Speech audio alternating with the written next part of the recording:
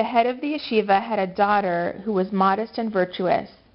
Now among the students at his yeshiva was a young scholar who was filled with the fear of heaven. He devoted himself to the study of Torah day and night.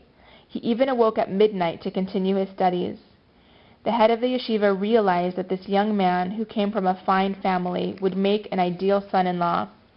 He proposed the match to the young man's family, and they were delighted to approve it, as was the man himself, who had the highest respect for the Rosh Yeshiva. A fine wedding was held, and after the wedding, the head of the yeshiva made it possible for the groom to devote himself completely to the Torah.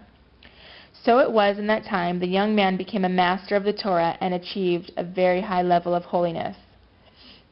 One night, while the young man was alone in the house of study, a light suddenly filled the room, and when he looked up, he saw an angelic presence. The angel explained that it had descended from on high to teach him the Torah of the angels. And before it departed at dawn, the angel revealed secrets of the Torah that the young man had never even imagined. Now, the young man knew that an angel sometimes descends to this world to serve as a Magid, an angelic teacher. This had happened with Yosef Karo and a handful of other sages. And the young man was thrilled that such an angel should seek him out.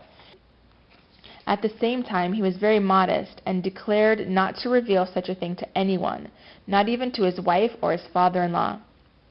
After that, the angel returned to the young man only late at night when he was alone in the study house. There, the angel continued to reveal mysteries that are only known on high. Then, one night, the student asked the angel a question, and the angel refused to reply. What the young man wanted to know, the angel said, could force the coming of the Messiah. Now that is what the student longed for more than anything else, and night after night he begged the Magi to share this powerful secret, but the angel continued to refuse.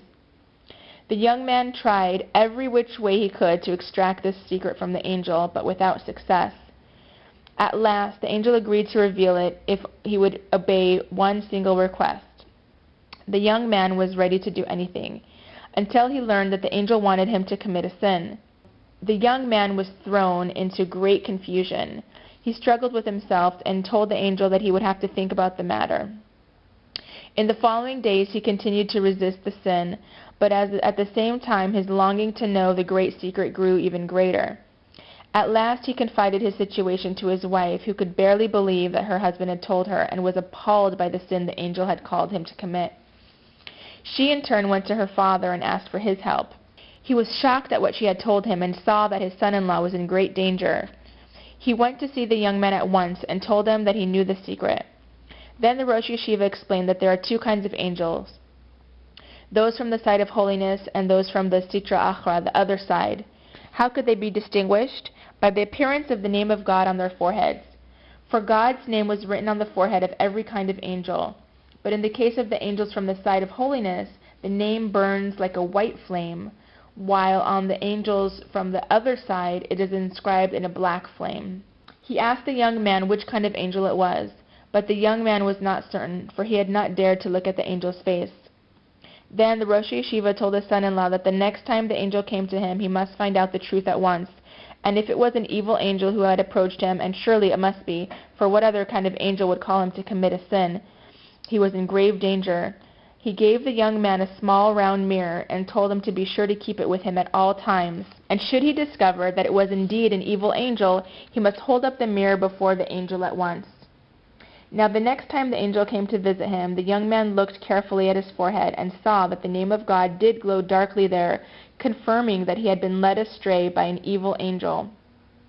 The angel realized at once that the young man had perceived its true identity, and it was prepared to slay him. But the young man pulled out the mirror and held it before the angel's face. And when the angel saw its image reflected in the mirror, it was forced to confront its own evil nature, and at that instant it ceased to exist. So it was that the young yeshiva student was saved from the evil angel, and he lived a long life filled with love of Torah that he never lost, and never again did the forces of evil seek to seduce him with forbidden knowledge. This story comes from Gabriel's Palace, Jewish mystical tales selected and retold by Howard Schwartz.